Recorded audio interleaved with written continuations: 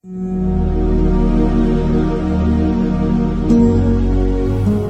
paz do Senhor Jesus Cristo, meu irmão e minha irmã. Graças a Deus estamos aqui, mais esta oportunidade. Meus irmãos, quero vos convidar, neste momento, a ler comigo em Romanos capítulo 7, versículo 15 até o 25, a qual já está aberta aqui a minha Bíblia. Romanos 7, a partir do versículo 15, que diz assim a palavra: Porque o que faço não aprovo, pois o que quero, isso não faço, mas o que aborreço, isso faço. E se faço o que eu não quero, consinto com a lei, que é boa, de maneira que agora já não sou eu que faço isto, mas o pecado que habita em mim. Porque eu sei que em mim, isto é, na minha carne, não habita bem algum, e com efeito, o querer está dentro de mim, mas não consigo realizar o bem. Porque não faço o bem que quero, mas o mal que eu não quero, esse faço. Ora, se eu faço o que não quero, já o não faço eu, mas o pecado que habita em mim. Acho então esta lei em mim, que quando quero fazer o bem, o mal está comigo, porque, segundo o homem interior, tenho prazer na lei de Deus, mas vejo nos meus membros outra lei, que batalha contra a lei do meu entendimento e me prende debaixo da lei do pecado que está nos meus membros. Miserável homem que sou, quem me livrará do corpo desta morte? Dou graças a Deus por Jesus Cristo nosso Senhor, assim que eu mesmo, com entendimento, sirvo a lei de Deus, mas com a carne, a lei do pecado. Até aqui, amém? Palavras do apóstolo Paulo ao povo de Roma, capítulo 7, do versículo 15 até o versículo 25, para a nossa reflexão neste momento. Grande apóstolo Paulo, né, irmãos? Mas o que eu quero falar aqui? Sobre o coração. O coração é o centro da vida física e ocupa o lugar mais importante no sistema humano. Por transição fácil, a palavra carne representa toda a atividade mental e moral do ser humano, tanto os elementos racionais, tanto quanto também os elementos emocionais. Usando outras palavras, o coração é usado figuradamente para aludir às fontes ocultas da vida pessoal. E de acordo com a Bíblia Sagrada, a depravação humana está no coração. O pecado é um princípio e, como tal, ele tem o seu lugar no centro da vida interior, a respeito do qual disse o apóstolo Paulo aqui na leitura que nós fizemos. A graça que nos é oferecida é Cristo Jesus, como presente de Deus para livrar das prisões do falso ego e do pecado que a todo tempo nos cerca, tentando nos destruir. O coração, irmãos, deve ser conservado. Primeiro ponto, o coração deve ser conservado. Em Provérbio 4:23 diz: sobretudo, o que deve guardar, guarda o teu coração, pois dele procedem as saídas da vida. Salomão previa que, mesmo tendo certeza da proteção divina, deveríamos guardar o nosso coração na certeza de que os nossos desejos estivessem de acordo com a vontade do Senhor, a vontade diretiva de Deus. E assim permaneceremos no caminho do Senhor, guardando o nosso coração. Guardar o coração, irmãos, em protegê-lo, não expor aos impetuosos embates da vida humana. Contudo, sermos firmes na esperança, seguindo para o alvo que conduz para a salvação. Mas como guardar o coração? o que diz a palavra em Deuteronômio, capítulo 4, versículo 9. Tão somente guarda-te a ti mesmo, e guarda bem a tua alma, que não te esqueça daquelas coisas do que teus olhos viram, e não se aparte do teu coração todos os dias da tua vida, e as farás saber a teus filhos e os filhos de teus filhos. Deuteronômio 4, versículo 9. A coisa mais importante, irmãos, aqui é a preservação da comunhão com Deus. Nada deve sobrepor esta diretriz ou conduta cristã. Devemos, irmãos, sim, peneirar, selecionar todas as coisas no intuito de fazermos somente o que agrada a Deus, para o louvor da sua glória. O coração determina o caráter. O sábio usa a sua sabedoria e, de maneira figurada, ele nos adverte a não desejarmos o estilo de vida daqueles que adquirem riquezas através da avareza, e nem recebermos os seus favores através da bajulação. Você sabe o que é bajulação? Elogio exagerado. Assim como o seu caráter é o seu coração. Sua amizade é falsa, pois o pecado habitando o seu coração determina o seu caráter pecador. A sua amizade é falsa e somente a usarão em benefício próprio. O coração pode ser uma fonte do mal. É verdade, irmãos. Segundo o escritor do livro, Conhecendo a Doutrina da Bíblia, e isto ele o faz com base na própria Bíblia, o coração do homem é como um quadro negro, uma lousa, pronta para ser escrito. E o que for escrito neste coração moverá a alma para executá-lo. E por conseguinte, a alma, como princípio da inteligência, se utiliza do corpo para dar expressão ao que está escrito no coração, seja bom ou seja mal. O apóstolo Paulo nos adverte quanto a isso, que está lá em Filipenses capítulo 4, versículo 8. Quanto mais, irmãos, tudo que é verdadeiro, tudo que é honesto, tudo que é justo, tudo que é puro, tudo que é amável e tudo que é de boa fama, se há alguma virtude e se há algum louvor, nisso pensai. Entendeu? O coração, irmãos, também deve controlar o nosso falar. O apóstolo Tiago diz, e está escrito lá no capítulo 1, versículo 26: alguém entre vós cuidar ser religioso e não refreia a sua língua, antes engana o seu coração e a religião desse é vã. Você vê a seriedade disto? Quando a Bíblia fala alguém, refere-se ao ser desta pessoa que está sendo citada. Mais especificamente, toda a atividade mental e moral do ser humano. Como eu disse anteriormente, tanto os elementos racionais, tanto quanto também os relacionamentos e os elementos emocionais. Lucas 6,45 diz: o homem bom do bom tesouro tira do seu coração o bem e o mal. E do mau tesouro do seu coração tira o mal, pois a abundância do coração fala a boca, ou seja, do que está cheio o coração fala a boca. E quando o homem abre a sua boca para murmurar, ele murmura porque o coração está transbordando de murmuração.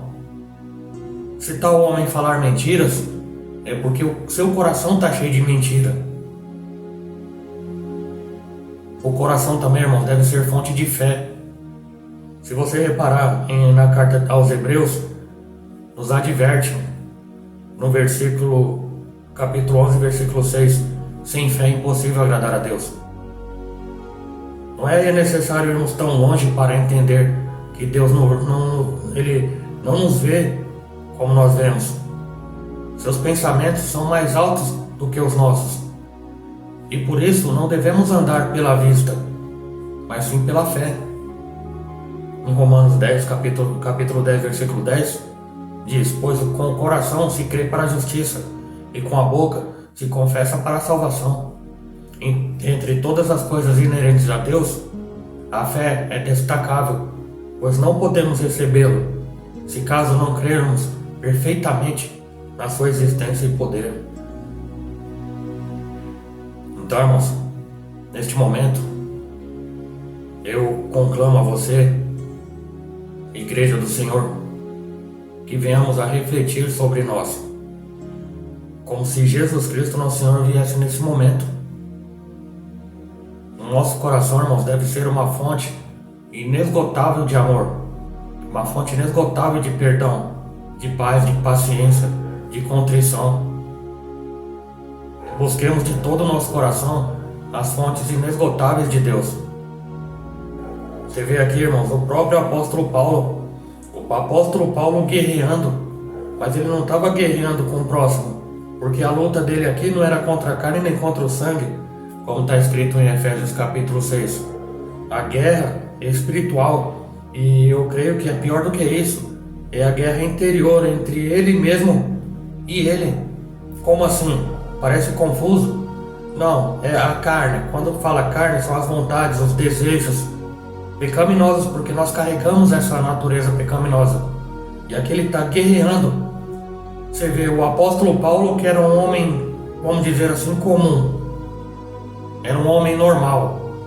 Mas quando ele sim teve encontro com Jesus, ele deixou de ser normal. Ele deixou de ser um homem comum. Ele foi transformado completamente. O perseguidor da igreja passou a ser um cristão, defensor do evangelho, posto para a defesa do evangelho. E aqui ele está citando a guerra que ele sofria, a guerra que ele padecia, que também nós padecemos hoje. Nós temos que ter o controle, porque aquilo que eu quero fazer eu não consigo fazer, e o que eu tenho que fazer eu não consigo, e vice-versa, e assim por diante. É a guerra espiritual, irmãos. É a guerra corpo-espírito, mente, vontade e o fazer e executar. Eu não sei qual é a sua procedência diante disto. Nós somos pecadores. Todos nós somos pecadores, porque a Bíblia diz que aquele que não tem pecado já está cometendo pecado, porque ele está mentindo. Mas eu digo assim, pecado no dia a dia. Nós erramos diariamente, seja da forma que for, seja através até mesmo de um pensamento. Mas você não sente aquela lástima? Você não lamenta os pecados que você comete? Eu oro a Deus todo dia pedindo perdão. Jesus Cristo já me perdoou, se oferecendo na cruz do Calvário, já perdoou, já levou sobre si. Verdade, irmão, mas eu peço perdão todo dia para Deus, para que me limpe, me purifique. Porque aquilo que eu sei que não é para mim fazer, de repente foi feito. Aquilo que talvez não era para mim falar ou pensar, eu fiz. Ou talvez o bem que era para mim fazer, eu também não fiz. E a Bíblia diz que aquele que sabe fazer o bem não faz, comete pecado. E aquilo que não é de fé também é pecado. Então é uma luta constante, irmãos. Quem mente, por exemplo, quem teve problemas terríveis com a mentira em algum tempo da tua vida e está lutando contra este mal, pedindo a direção de Deus, pedindo a ajuda do Espírito Santo. Mas quando de repente ela se depara, ela mentiu, ela deixou de falar, ela omitiu, e ela luta, e quando ela vê, ela fala: poxa vida, errei de novo. Por quê? Porque ela não consegue. Ela não está com a sua mente, o seu espírito exercitado para mandar no corpo. Eu espero que você esteja me entendendo aqui, irmãos. Porque o nosso coração tem que estar cheio de Deus, tem que estar cheio de palavra, para quando chegar esse momento, que a vontade não fale mais alto, que a natureza carnal e humana não fale mais alto, para que a gente não venha consumar o pecado, para que a gente venha ter controle da nossa mente. E aqui está um segredo primordial do versículo que eu gosto muito, você já deve saber qual que é Filipenses capítulo 4, versículo 8, que eu citei aqui. Quanto mais, irmãos, nisso pensai, no que está a lista do que nós devemos ocupar a nossa mente. E ocupando a nossa mente de coisas boas, nosso coração vai estar cheio de coisas boas. E não o contrário. Nós não devemos e não podemos, ou pelo menos não poderíamos, encher o nosso coração de coisas ruins. Eu te pergunto o que você está assistindo na sua televisão. Eu te pergunto o que você está acessando na sua internet. Eu te pergunto com que tipo de pessoas você está se relacionando. Eu não falo em relação amorosa ou sexual ou qualquer outro tipo. Estou falando relacionamento de amizade, de conversas. A palavra de Deus diz: as más conversações corrompem os bons costumes. O coração naturalmente já é enganoso, a palavra de Deus diz, mais do que todas as coisas. Quem andar com sábio vai ficar sábio. Quem andar com tolo vai ser destruído. Ou talvez vai ficar menos sábio ainda. Se caso não for nada de sábio, não precisa eu dizer o que vai se tornar, não é verdade? Que tipo de pessoas você está andando? Quais são os tipos de amizade que você tem? Que tipo de filmes você gosta de assistir? Que tipo de músicas você gosta de ouvir? E eu vou mais além um pouquinho, irmão. Você me permite só mais um pouquinho? Que tipo de louvores você está ouvindo? Que tipo de músicas gospel você está ouvindo? Ah, tem dia que a gente acorda mais ou menos. Como assim mais ou menos? Ah, talvez um mau humor, talvez teve um pesadelo, talvez acordou cheio de preocupações e não acordou tão bem, nem tão bom-humorado. Ou talvez acordou triste mesmo. Talvez, como algumas pessoas que são influenciadas pelo tempo, olhou para o tempo e viu que estava nublado. Aí ficou triste e depressivo porque o sol não raiou. Aí esse tipo de pessoa influenciada pelo clima, ela amanhece depressiva porque amanheceu garoando, amanheceu frio, o dia tá triste, o dia tá feio. Eu falo isso, eu já peço perdão para Deus, porque todos os dias são maravilhosos. Aí a pessoa passa aquele dia triste e a pessoa passa aquele dia depressiva. Louvado seja Deus. Aí ela pega, liga o rádio e sintoniza num canal que toca música gospel triste. Aí a pessoa que está triste vai ouvir uma coisa triste, vai ficar triste mais ainda. É natural.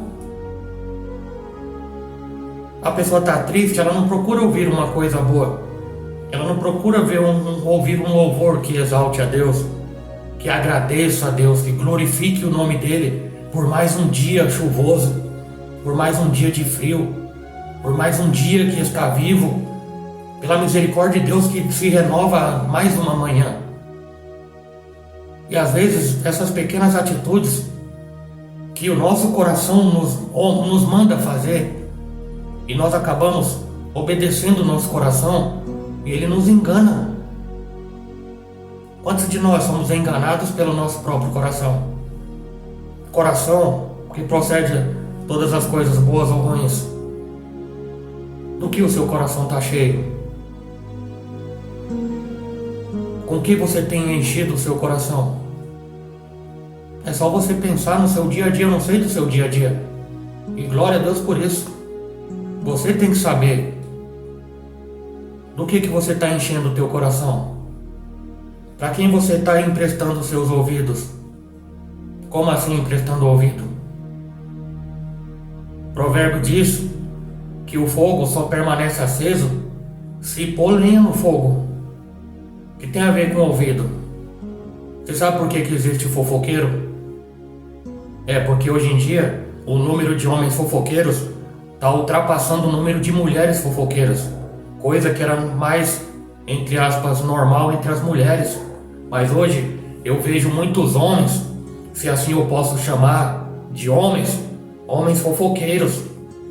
Mas a fofoca desse homem, ela só existe se tiver alguém que ouça a fofoca dele. Aí a culpa sobrecai sobre os dois, tanto de quem está fazendo a fofoca, tanto quanto quem está ouvindo e emprestando ouvido para a fofoca. Você me entende, meu irmão? Aí você enche o coração de coisas alheias que não te interessam. É para ser mais direto e objetivo aqui, irmãos. Eu não tenho nada a ver com a vida dos outros lá. Eu vou ajudar? Não. Eu vou atrapalhar? Pode ser. Porque o fofoqueiro, o intuito dele é atrapalhar. Porque às vezes ele está sendo usado por uma coisa ali, que dizem que é para roubar, matar e destruir. Aí adora e gosta e pratica esse tipo de obra.